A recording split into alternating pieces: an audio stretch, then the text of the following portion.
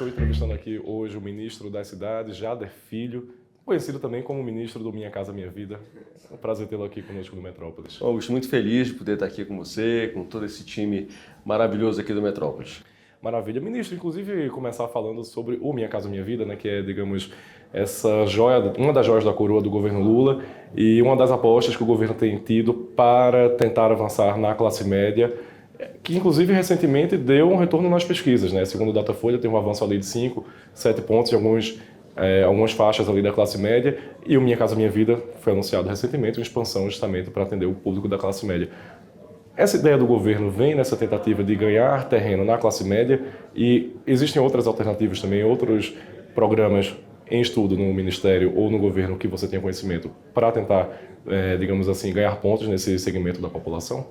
Eu acho que primeiro a gente precisa, Augusto, verificar o que está acontecendo no mercado propriamente. Você tinha dentro do Minha Casa Minha Vida, né, as classes mais baixas, né, enfim, que são aquelas famílias de 0 até R$ 8.600 muito bem atendidas. Você ter uma ideia é o seguinte, nós já chegamos agora, essa semana, a 1,5 milhão de novos contratos do Minha Casa Minha Vida. E em obra nós temos hoje cerca de 1 milhão de empreendimentos, de apartamentos, de casas em obras nesse momento. Então, só para você ter uma ideia, por outro lado, você tinha as classes mais altas, atendidas absolutamente, porque elas conseguem pagar a taxa de juros normal. Da onde vinha o financiamento da classe média? Vinha da poupança. Com essas taxas de juros, e agora houve um novo aumento, a tendência é cada vez menos recursos está disponível na poupança, cada vez menos pessoas vão estar investindo em poupança. E com essa facilidade que você tem hoje, na palma da mão, de fazer uma aplicação, seja em bolsa, seja em CDB, cada vez mais está mais fácil para o consumidor transferir da poupança para ir para outro lugar. O que vai acontecer? É uma tendência e é muito difícil que a poupança volte a se recuperar. E o presidente Lula, desde que nós chegamos no Ministério da Cidade, ele já vinha conversando comigo sobre a ampliação do Minha Casa Minha Vida. Com essa oportunidade que aconteceu do Fundo Social, né, do Fundo Social poder ser usado tanto para habitação, como para educação, como para saúde, nós levamos a ideia ao presidente de que nós faríamos uma ampliação das faixas de renda, trazendo a classe média, e aí nós criamos o Minha Casa Minha Vida classe média, né, onde atende as famílias até R$ 12.000, de R$ 8.600 até R$ 12.000, taxa nominal de até 10%. Esse programa já começou a ser disponível para as famílias a partir desta segunda-feira, agora que passou. Elas podem fazer o financiamento em 420 meses, com um limite máximo dos imóveis até R$ 500 mil. Então, com isso a gente atende mais uma faixa que estava desatendida. E o objetivo do governo, Augusto, é atender exatamente isso, é ficar respondendo a essas necessidades, porque nós não podemos deixar desatendida uma faixa importante da nossa sociedade que quer ter o direito à casa própria, quer poder financiar, ter o seu financiamento, e nós conseguimos ainda, acima de tudo, reduzir o valor do financiamento, né? Porque a taxa média, quando o SBPE, quando a poupança existia para essas famílias, a média vamos dizer assim, do financiamento era de 12%. Nós estamos conseguindo baixar para 10%. Com isso, reduz o valor para as famílias, né, da taxa de juros, e possibilita que mais famílias possam acessar o crédito e, com isso, realizar o sonho da casa própria. Ministro, a gente estava citando a pesquisa, né, apenas para trazer os números, a gente tem uma noção. A Datafolha de abril mostrou que a avaliação positiva do governo voltou a, digamos assim, reagir, né? O governo enfrentou ali uma série de pesquisas que mostraram quedas na avaliação positiva, né, um aumento da desaprovação, e melhorou agora em abril. E na classe média, exatamente, foi de 17% para 26% de 2 a 5 salários e de 18% para 31% na faixa de 5 a 10 e a mesma coisa na faixa superior a 10. E aí, novamente, eu insisto nesse sentido da classe média, porque o governo tem enfrentado uma certa dificuldade de dialogar. Acho que teve esse caso agora, teve o caso do Pix, né, no começo do ano, que eu acho que impactou bastante, e apesar de ter sido, claro, um movimento da oposição, muitas vezes ali falando sobre até informações, digamos assim, verídicas, de que uma suposta taxa do Pix, e agora a gente teve esse escândalo do INSS. O que é que você acha que o governo precisa fazer nesse momento, e o governo não fala somente da sua pasta, mas no geral, para chegar melhor posicionado em 2026? Primeiro, Augusto, eu acho que a questão da pesquisa, ela é um retrato do momento.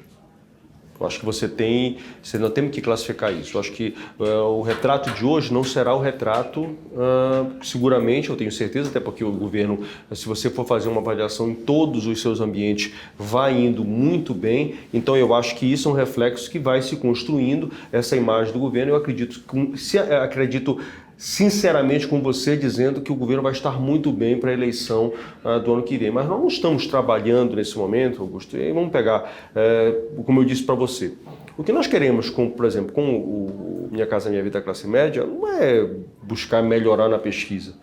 Eu acho que a pesquisa ela vai melhorar por um conjunto de coisas que o governo vai fazer.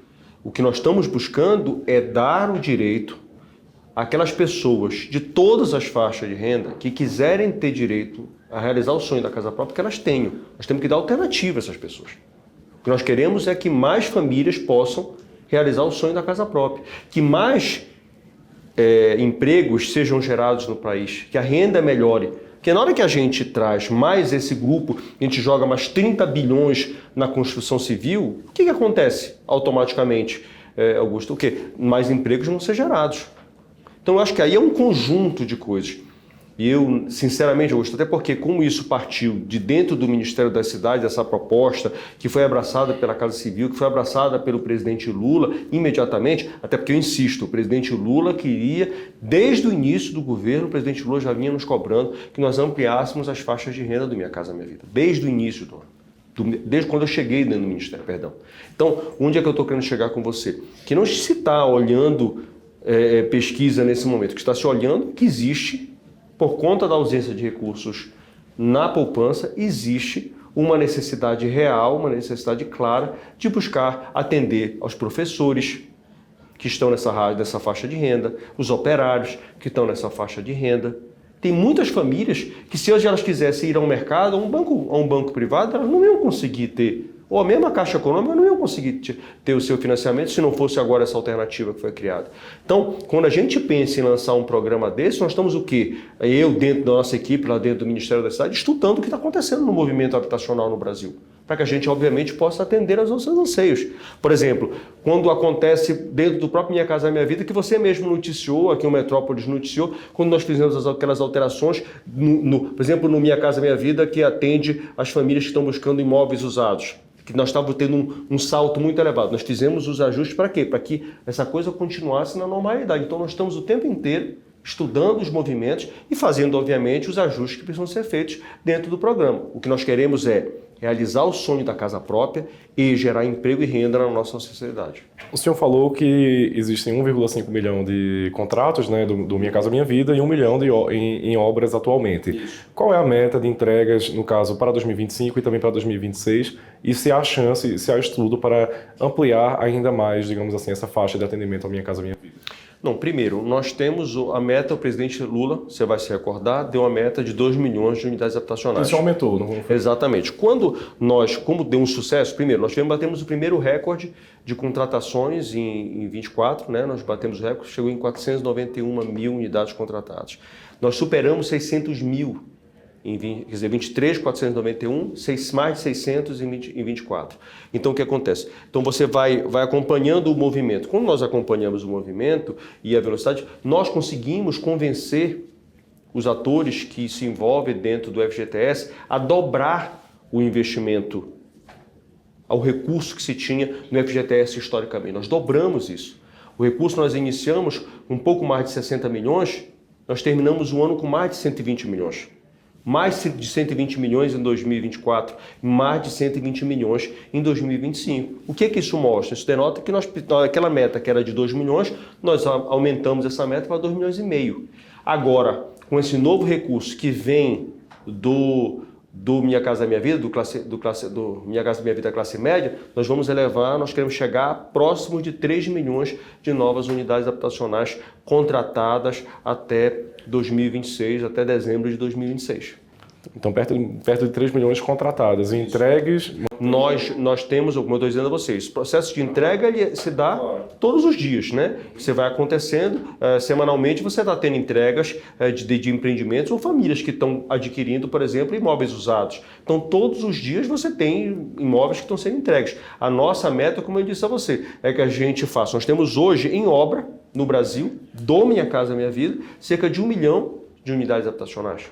Nós queremos, obviamente, avançar nas entregas o mais rápidas possíveis. Então, a nossa meta é isso, é que parte desses 3 milhões já sejam entregues já nesse governo do presidente Lula até dezembro de 2026. Agora, tem pessoas que, por exemplo, que fazem o seu financiamento em imóveis na planta. Uma construção dessa vai durar 20 meses. Então vamos para você. Agora, você consegue o financiamento do Minha Casa Minha Vida, Augusto. E você vai lá, você tem uma renda dessa que fica até 12 mil e você consegue um imóvel de 500 mil. Mas você adquiriu o imóvel na planta.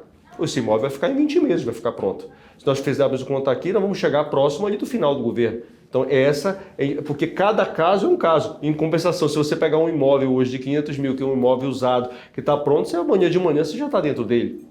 Então essas são as variantes que acontecem dentro do Minha Casa Minha Vida. Agora o certo é que nós já chegamos entre as obras do novo Minha Casa Minha Vida e obras que estavam paralisadas, que foram retomadas, nós já entregamos. Aí eu estou falando de orçamento geral da União, não estou falando só de financiamento, que aí se somar chega nesse 1 milhão que eu estou dizendo para você em obras.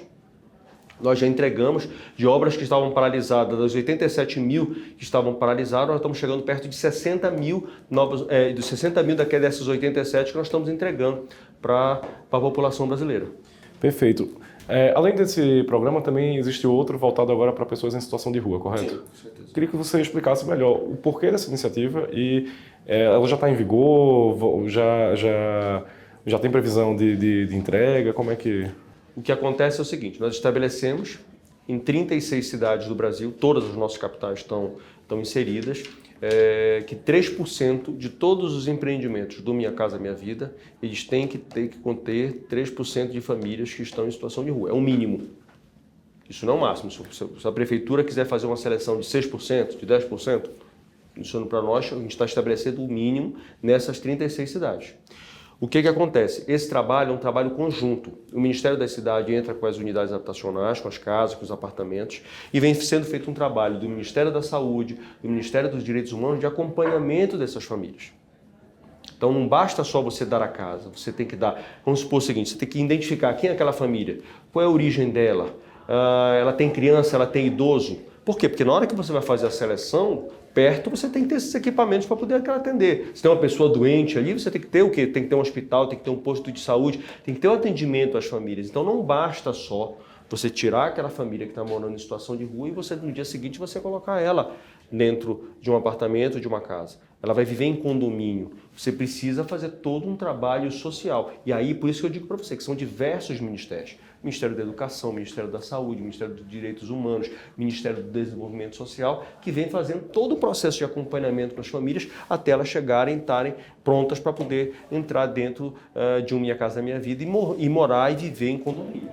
Perfeito. Então, pelo que a gente está vendo, o investimento do governo agora é justamente nessa colheita de programas que já existiam, já estavam desenhados, digamos assim. Mas há alguma coisa nova assim no forno, preparada pelo governo na área de habitação, ou o foco é esses programas que já existem? Você tem, na verdade, 2 programas novos que acabaram de ser criados, que é o Minha Casa Minha Vida Classe Média, que é uma coisa inédita, não existia.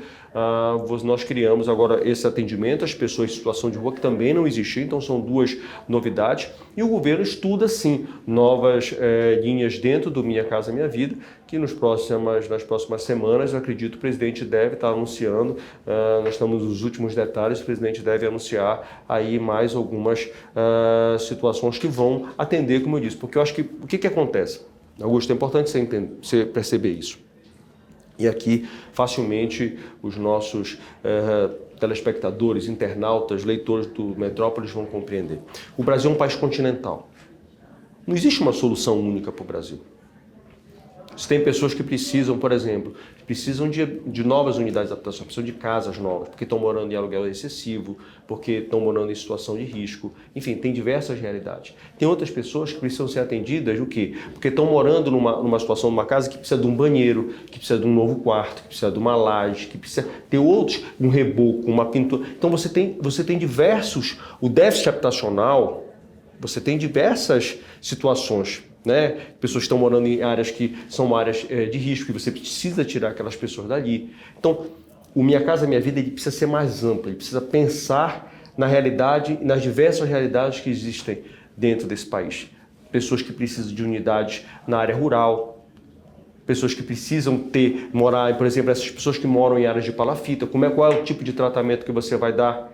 Então, o Minha Casa Minha Vida, ele tem que estar o quê? Ele tem que estar acompanhando essa diversidade desse continente que é o Brasil e buscando cada vez mais regionalizar as suas decisões e os programas que ele vai poder atender. Quer dizer, buscando entender o que serve lá, por exemplo, para o estado de Roraima, lá na Amazônia, muitas das vezes não serve lá para o Rio Grande do Sul.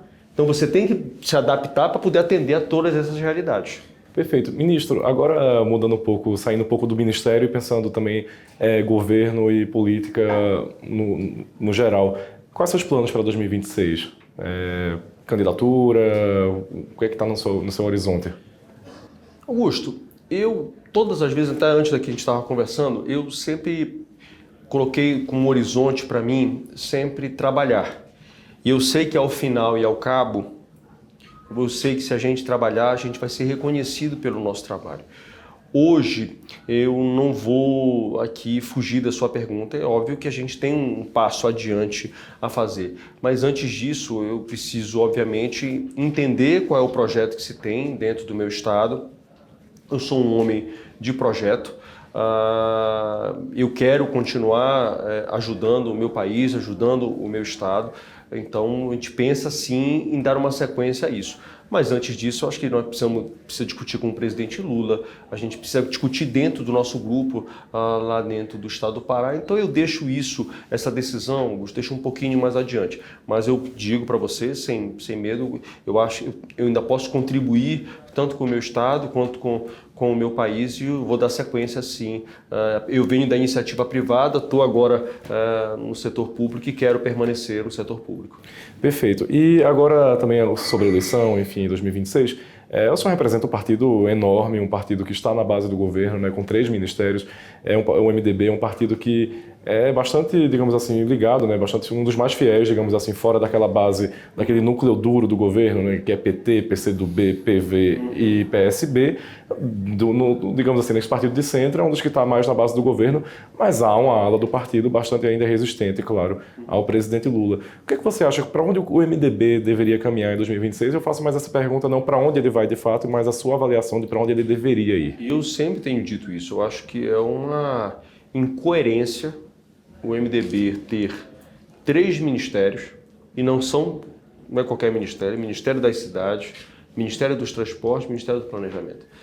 Eu acho que o MDB ele tem o dever de permanecer com o presidente Lula. Eu vou respeitar, obviamente, a decisão partidária, mas eu acho que enfim, não é lógico, não tem uma lógica a gente estar participando do governo da maneira que nós estamos participando, sendo prestigiados pelo governo do presidente Lula, da maneira que o MDB ser prestigiado, e quando chegar na eleição a gente ir para um outro campo ou até mesmo não apoiar o presidente. Então eu acho que isso ficar sem apoiar ninguém, né? Eu acho que não, eu acho que o presidente o MDB deveria ir, essa é a minha opinião, você está me perguntando a minha opinião, o MDB deveria ir desde o primeiro turno com o presidente Lula.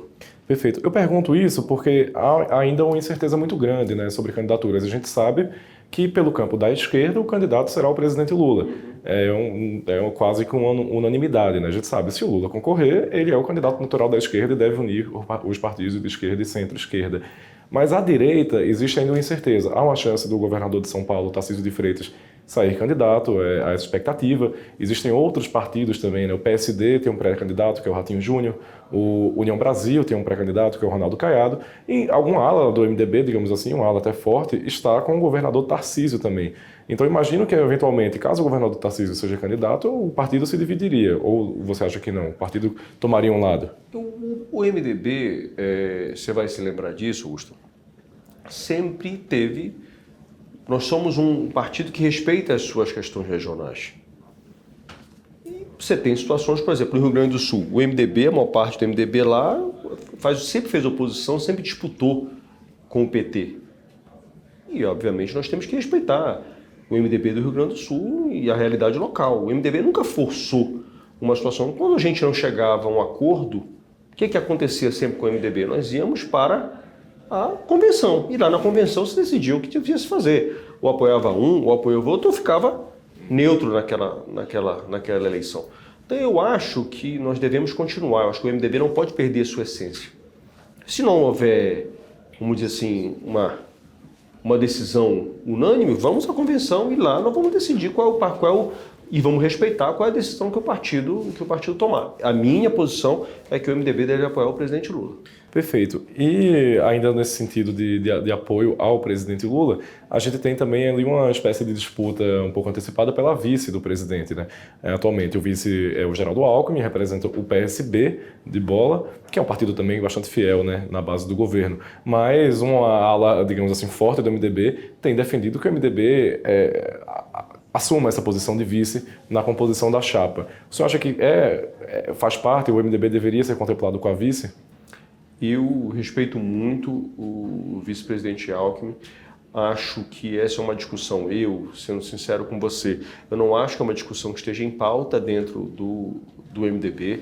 Eu acho que o que existe são especulações de alguns campos dentro. Como eu disse para você, o MDB é um partido muito grande, é um partido muito difuso, tem muitas correntes políticas dentro dele a nível de Brasil. É histórico isso dentro do MDB.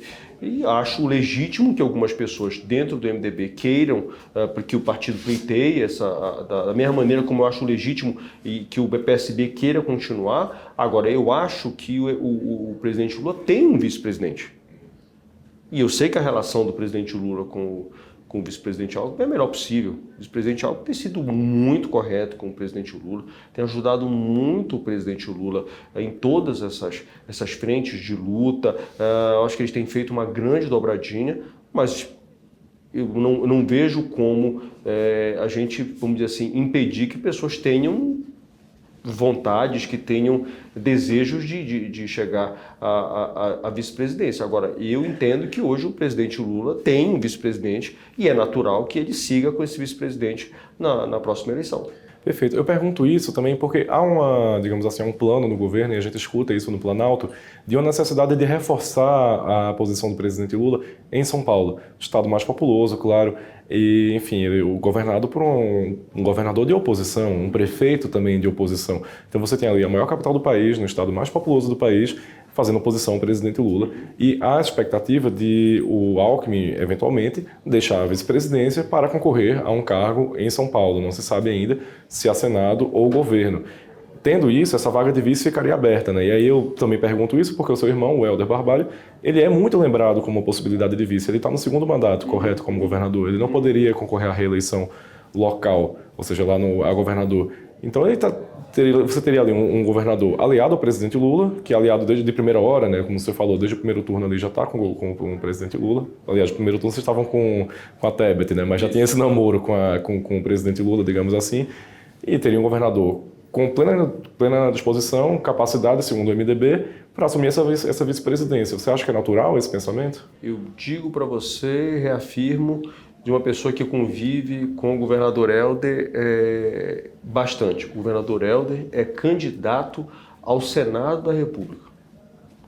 Isso eu reafirmo para você. O Helder é candidato a senador pelo Pará. Posso dizer isso e afirmar com você. Obviamente, eu não falo aqui pelo governador, mas como irmão e como quem convive, como amigo dele, posso garantir a você. O governador Helder é candidato ao Senado na próxima eleição. Perfeito. Ainda sobre 2026, a gente tem eu queria essa avaliação sobre como é que o governo vai chegar em 2026 e no quesito do presidente Lula, né, nessa aliança ampla, né? A gente tem agora uma esplanada bastante, digamos assim, fragmentada, né? O União Brasil, a gente teve problema com a União Brasil agora, um ministro que foi convidado e acabou não aceitando o cargo porque parte do seu partido não apoia, né, o governo Lula, tem uma resistência enorme. O caso do PDT agora, com essa troca na Previdência, o ministro Lupe saiu da Previdência, manteve-se o PDT no comando da pasta, o PDT desembarcou da base do governo. Então, assim, o governo tem enfrentado ali uma certa dificuldade com esses partidos. O que é que você acha que o presidente Lula ou o governo em si deveria fazer? Qual o caminho para tentar montar novamente uma frente ampla, né, que foi o mote da campanha dele em 2022? Augusto, de maneira muito objetiva. Primeiro, fazendo a primeira parte da sua pergunta. Eu acho que não tem consequência o governo do presidente Lula tem feito muita coisa, e eu acho que muita coisa, e tem sempre até falado muito, usado esse termo, né? Esse ano é o ano da colheita, né? Nós fizemos muita coisa e agora nós vamos colher. E nós vamos continuar colhendo em 26. O governo tem feito muitas ações em diversas frentes, seja com o Plano Safra, seja na área da saúde, seja na área da educação, enfim, com o pé de meia. Então tem sido feito muitas ações disso, que vão dar, obviamente, é natural que o resultado seja, você venha colher esses frutos em 2026. Então eu acredito, sinceramente, que o governo vai chegar muito forte em 2026 e o presidente Lula, eu tenho dito muito isso, o presidente Lula ganhou a eleição na oposição, eu acho que é natural que o presidente Lula no governo, essa tarefa seja uma tarefa mais fácil. Sob o aspecto dos partidos, Augusto, eu acho que o problema dos partidos é de fato isso que você falou. Eu acho que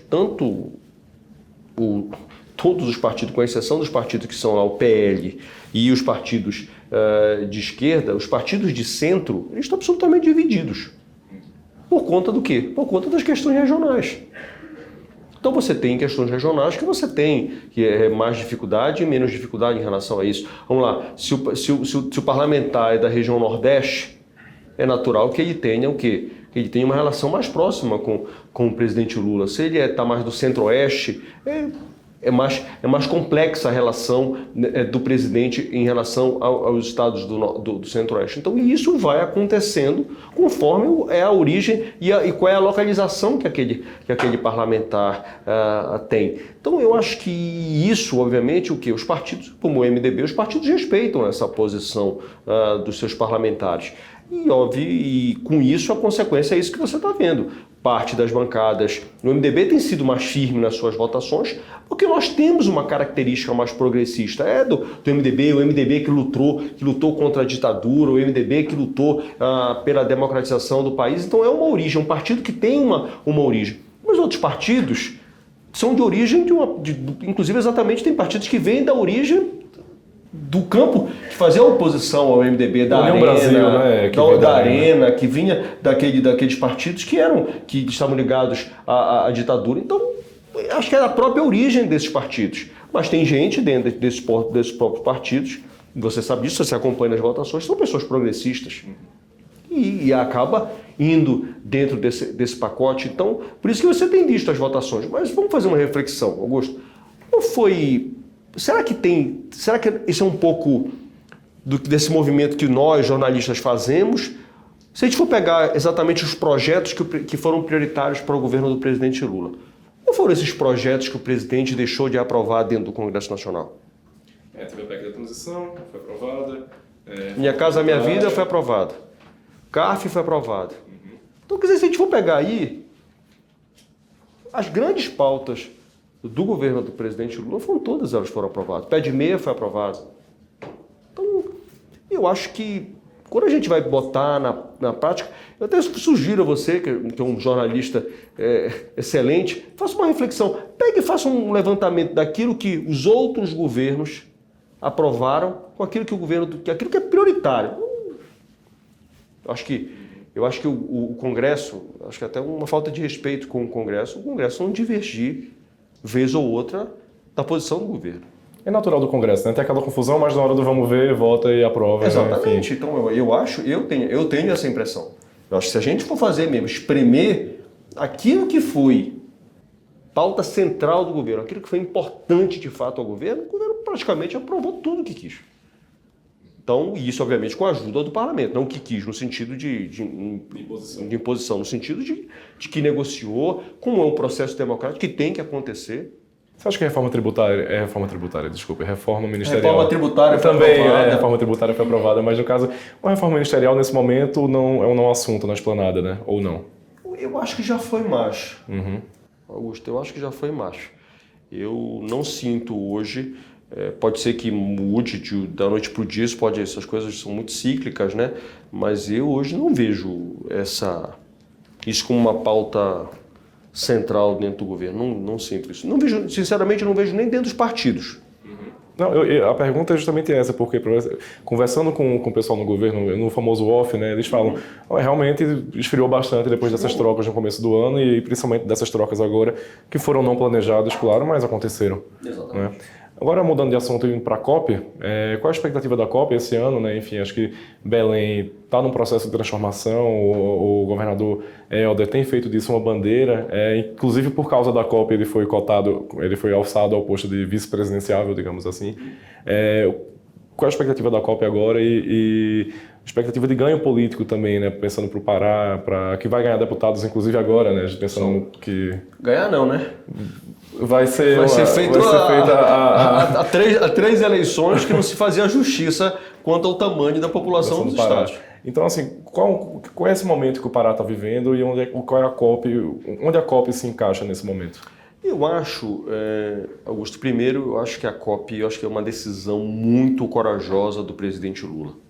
Isso é a primeira coisa. Seria muito mais cômodo ao presidente fazer a COP no Rio ou em São Paulo. Mas o presidente quis exatamente trazer essa discussão para o lugar onde essa discussão tem que acontecer, que é na Amazônia. A Amazônia tem sido um tema central, Augusto, durante muito tempo das COPs, sobre a questão do aquecimento global e a contribuição da Amazônia nesse processo. Mas todas as pessoas fazem essa discussão, os líderes mundiais fazem essa discussão, ou a partir de uma opinião, ou a partir de um documentário, ou a partir de um livro que leram, de uma revista, enfim, de uma publicação. Poucos foram esses líderes globais que conhecem a Amazônia, que já vieram aqui, que entendem quais são as suas potencialidades e entender os seus problemas. As pessoas perguntam muito para mim, Augusto, vocês vão maquiar Belém? Não, não vou maquiar Belém. Belém é uma cidade amazônica como é Manaus, como é Boa Vista, como é Macapá, como é Rio Branco, enfim, como é Porto Velho. E nós temos problemas e temos muitas soluções. E eu acho que as pessoas precisam ir para lá. Até porque eu acho que o tema, eu tenho advogado muito isso, Augusto, o tema urbano precisa estar cada vez mais no centro das discussões das COPs. Nós temos que continuar discutindo a questão do meio ambiente. Mas as coisas têm que ir paralelo à discussão. Sabe por quê? Augusto, eu não acredito em justiça climática, em justiça ambiental, sem justiça social. Não dá, Augusto, para a gente exigir do caboclo na Amazônia que ele faça o processo de preservação se a gente não conseguir dar a ele uma qualidade de vida mínima. Bom trabalho, né? Um trabalho que possa... Uma boa profissão, vamos dizer assim, uma boa educação, uma boa saúde, um lazer de qualidade, um tratamento de água, um tratamento de esgoto. E essa mesma realidade que acontece no Brasil, Augusto, acontece na Colômbia, acontece no México, acontece nas florestas tropicais da Ásia, da África. As cidades, a maioria do povo amazônida, Augusto, não mora embaixo de copa de árvore, mora nas cidades. O Brasil tem feito a sua parte, o PAC tem feito a sua parte, Minha Casa Minha Vida tem feito a sua parte. Mas a gente precisa de mais. E esses países, que são os que mais poluem, que já prometem tantas e tantas COPs, fazer os investimentos para poder compensar tudo aquilo que eles agridem no meio ambiente e não o fazem. O que é que deveria ser, digamos assim, acordado e fechado para ser o legado da COP, digamos assim? Eu acho que a gente precisa parar primeiro, parar de conversa. Já se conversou muito, já se discutiu muito. Agora a gente tem que partir para a ação. Olha aí, se você for pegue desde lá de Paris até a última agora em Baku, a queda que vem na promessa de recursos que vem sendo feitos. Não é só a queda de recursos. Principalmente por países desenvolvidos. É claro, por parte dos países desenvolvidos. O tempo inteiro caindo. Agora, o Brasil tem feito sua parte. A nossa matriz energética é a mais limpa do mundo. A nossa contribuição, nós reduzimos no primeiro ano do governo do presidente Lula cerca de 50% do desmatamento da Amazônia. Temos sido absolutamente rígidos com isso. Mas e qual é a contrapartida disso? Quer dizer, a gente vai continuar cumprindo com a nossa parte, que é dever nosso. Nós temos que cuidar do nosso meio ambiente. Não é porque o outro faz errado que nós vamos fazer errado. Mas e a contrapartida, Augusto? É justo que os países em desenvolvimento, que é onde está a maioria dessas florestas, que nós cuidamos das nossas florestas, nós não devastamos elas. É justo que a gente faça a nossa parte. E os países que efetivamente poluem o nosso planeta, que estão afetando o aquecimento global, eles não façam nenhum tipo de contribuição. Ministro, indo agora para uma questão mais prática também, né? Como você falou, a escolha de Belém foi bastante corajosa. Eu acho que até 2023, até 2024, ainda tinha até uma incerteza se seria mantida, né? Belém como, de fato, capital sede da COP. Enfim, manteve-se e há uma expectativa ainda porque muitas obras estão sendo feitas. Vai estar tudo pronto? Vai. Pra você ter uma ideia, é o seguinte, o Parque da Cidade, onde vai ficar a Green Zone e a Blue Zone, que é onde acontece, né, tanto no setor privado quanto no setor público, dos líderes, onde acontece a discussão, essa obra vai estar com mais de 80% pronta. Vai ser entregue muito antes do que estava previsto. A ONU esteve lá, Augusto, e ela atestou que o cronograma da COP de Belém é um exemplo das outras COPs que vieram. E a capacidade hoteleira? A capacidade hoteleira nós estamos avançando bastante, vários leitos foram gerados, foram criados por conta da COP, os navios estão sendo contratados pela Casa Civil para que possam ter mais leitos e com isso a gente até faz o processo de regulação de preço que de fato está fora do normal, os preços em Belém estão muito acima do que é razoável. E é possível fazer esse processo de regulação de preços? Eu acho, na hora que você aumenta a oferta, cai os valores dos preços. O problema é que hoje a gente nós precisamos acelerar a questão da disponibilidade dos leitos dos navios. Nós temos que abrir isso para o mercado. Na hora que você joga, da noite para o dia, você joga a quantidade dos leitos que vão estar disponíveis nesses navios, o que acontece? Obviamente que o preço vai cair. Oferta e procura. Seria uma regulação, digamos assim, não é uma intervenção. Não, eu acho que precisa fazer o processo de regulação. Nós precisamos, para os abusos, nós precisamos aí agir. Eu acho que precisa ser feito, sim, um processo para os abusos precisam ser, sim, nós temos que tomar uma posição em relação aos abusos. Mas eu acho que a ação mais contundente é a gente aumentar a oferta de leitos em Belém. Então, assim, coibir abuso, por um lado, digamos assim, por intervenção, e ao mesmo tempo fazer, digamos, essa modulação indireta, colocando mais oferta. Exatamente. Perfeito. Uma coisa também, até para a gente caminhar para o final, eu sei que você tem tempo curto, mas hoje há uma discussão muito grande no governo sobre a exploração de petróleo na foz do Amazonas, que em teoria, beneficiaria os estados do norte, né? Acho que principalmente o Amapá tem uma defesa muito forte, o senador Davi Alcolumbre, presidente do Senado também. No Pará, vocês têm alguma posição também sobre essa... Então, nós temos uma posição a nível do governo federal. E eu tenho a minha posição particular. Eu acho, Augusto, que a gente não pode, a gente nem sequer estudar. Eu acho que eu sou contra qualquer tipo, Augusto, de radicalização. Eu acho que a gente não pode agredir o meio ambiente, mas a gente não pode deixar de estudar o nosso meio ambiente. Perdão, desculpa, a gente pode deixar de estudar nossas reservas, se é que, primeiro, vamos lá, essas reservas existem de fato? Ainda não tem essa certeza, né? Agora, a gente não pode nem sequer estudar isso.